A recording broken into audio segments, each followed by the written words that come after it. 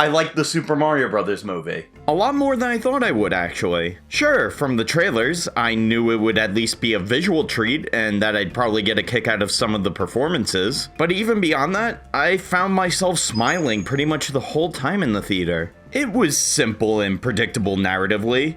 Who could have expected that? But to me, it was a fun, heartfelt love letter to the Mario series, punctuated by great animation and music. So of course, when I got home from the theater, I wanted to see what other people had to say, son of a bitch. Yes, beyond discourse surrounding critics versus audiences and politics, I guess. What the fuck? I saw a certain take show up. One that I hadn't really seen floating around since the last film adaptation of a Nintendo IP asterisk. And that take, of course, is that Nintendo and their Hollywood collaborators should use the Super Mario Bros. Movie as a starting point to follow in the footsteps of Marvel and create the Nintendo Cinematic Universe. Or the Smash Bros. Cinematic Universe, or... Wait. Nintendo Kart, or Smash Kart.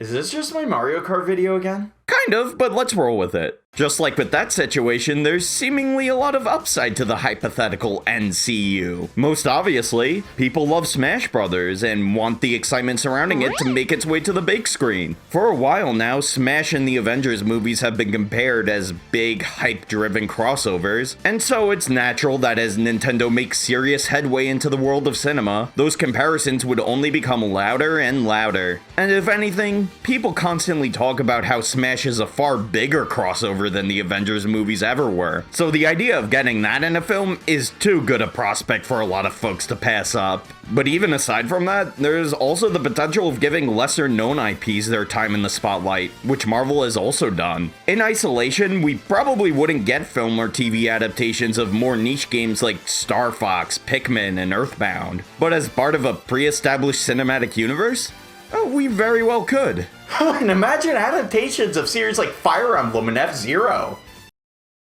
Huh. All of that being said, though, the more I think about the actual circumstances, the more I feel that the NCU is a very bad idea. First off, let me just point this out. I am a big superhero comics fan who isn't hugely into the Marvel Cinematic Universe. But that more so comes down to how that project specifically has been presented over the years. That is to say, just because I've mostly disliked Marvel's execution, I'm not against that style of a shared cinematic universe in of itself. What I will say is that my first real apprehension with people's obsession with the idea is, well, the obsession. I wasn't really exaggerating with that story I told earlier. As soon as the Super Mario Brothers movie, and before that Detective Pikachu, was a thing, fans immediately jumped to the idea of Nintendo following the Marvel formula. And right away that bothers me because, come on guys, does everything need to turn into this? Are these sorts of projects really only worthwhile if they can lead into a crossover-heavy transmedia franchise? Can a movie not just be,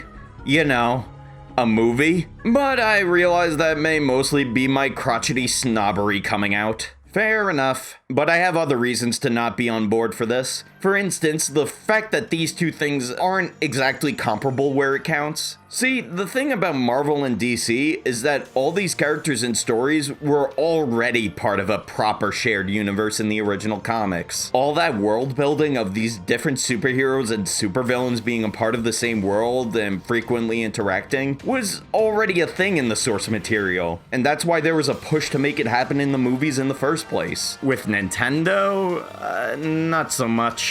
Certain characters have cameoed in other games, but they're exactly that.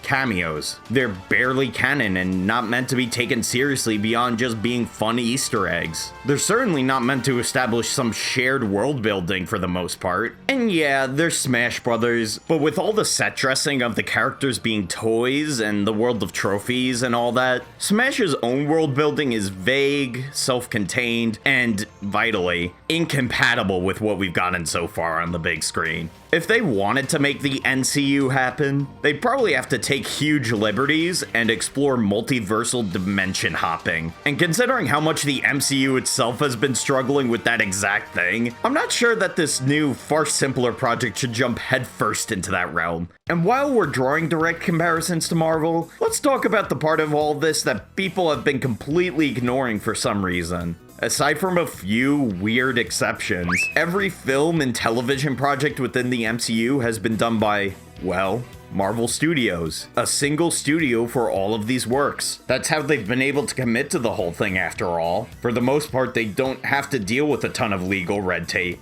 On the flip side, if a Nintendo cinematic universe were to be a thing, what's the game plan? To have Illumination take the reins on everything? I mentioned before that the Mario movie impressed me and far surpassed what I expected from the creator of the f***ing Minions, but are they really the best fit for all of Nintendo's franchises? Something with a similar tone and audience like Kirby? Maybe. But think about series like The Legend of Zelda, Metroid, Fire Emblem. Do you really want to see Illumination's Xenoblade Chronicles?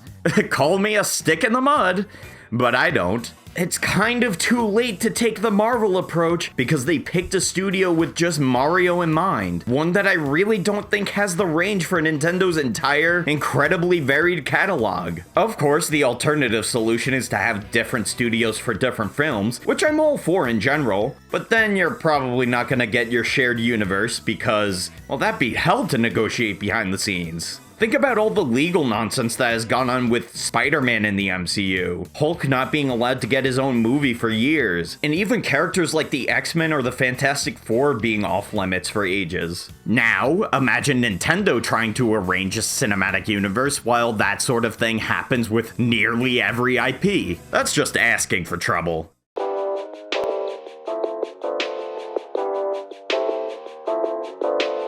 Listen, I get it. As a lifelong fan of Nintendo's vast library in general, and Super Smash Bros. In particular, I'd love to see a well-executed cinematic universe in which all of these games get their own film and TV adaptations before crossing over in glorious fashion. But given the current circumstances, the modern landscape of the film industry and the discourse surrounding it, the actual nature of the source material, and the big question of who would be running the whole show, I don't think those in charge are even going to attempt to make the MCU a thing. And if they did, I really can't see it going well.